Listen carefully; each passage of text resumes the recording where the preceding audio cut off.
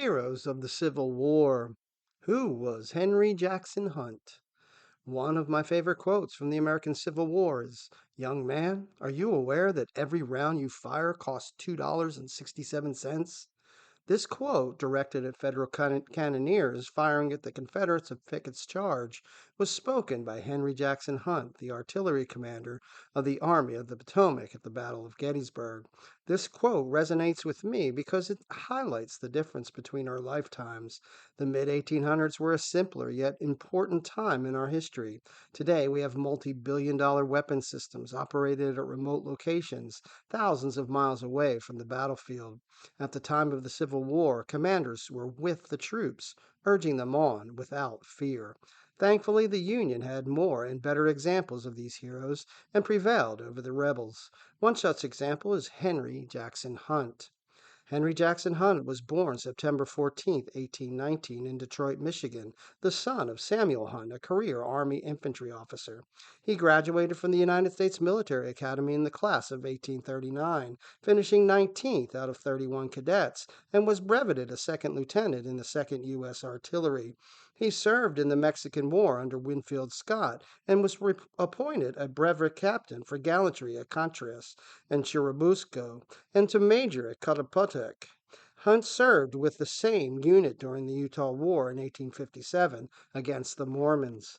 Prior to the start of the Civil War, his most distinguished service was probably as a member of a three-man board that revised field artillery drill and tactics for the Army.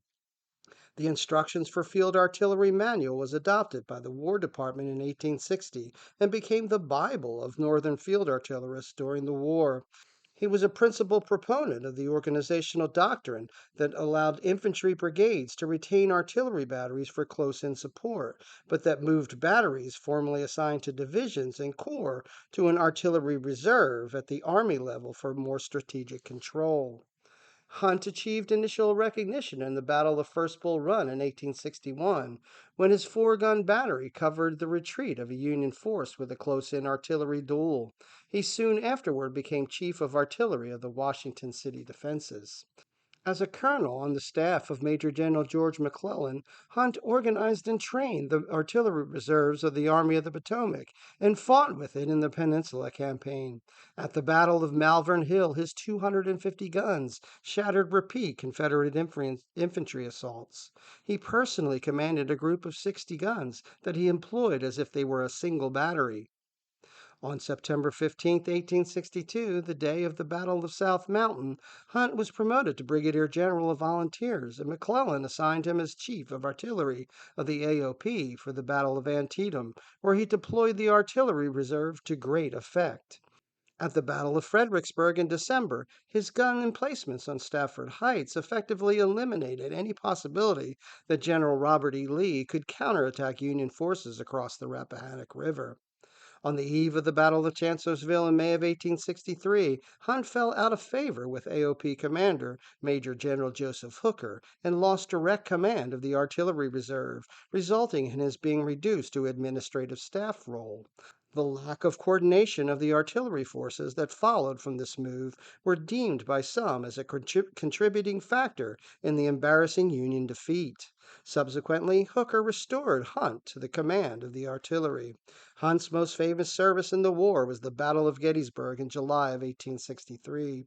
His new commander, Major General George Meade, greatly respected Hunt's expertise and not only gave him the great latitude in directing the artillery, but also used him on occasion as his personal representative. For example, on July 2nd, Meade sent Hunt to 3rd Corps Commander Major General Dan Sickles in an attempt to get Sickles' defensive line to conform to the orders. Sickles' insubordinate movement from Cemetery Ridge, where he had been ordered to defend, to the Peach Orchard broke the continuity of the Union defensive line. Hunt was unable to influence Sickles' deployment, but Hunt's masterful analysis of terrain and placement of batteries on the ridge were important factors in the Union's eventual success on the second day. His handling of the artillery was conspicuous in repelling Pickett's charge on July 3rd.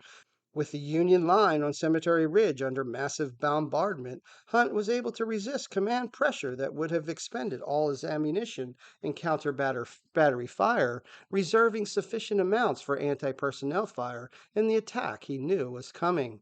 His orders to cease firing, despite the strong orders of fiery Second Corps Commander Major General Winfield Hancock, deceived the Confederates into thinking the Union batteries were heavily damaged and informed their decision to stage their disastrous charge.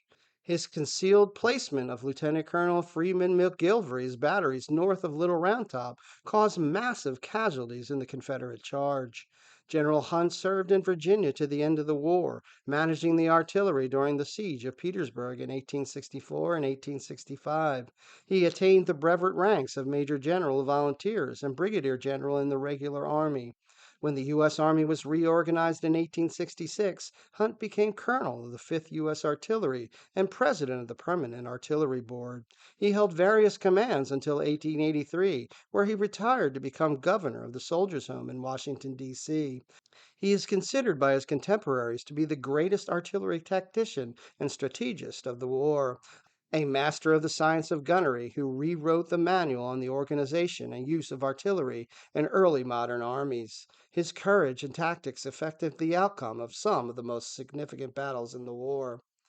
Although acknowledging the power of mass batteries to repel infantry assaults, he urged his gun crews to fire slowly and deliberately and reprimanded them if they exceeded an average of one shot per minute. He believed that faster rates impaired accurate targeting and depleted ammunition faster than can be replenished.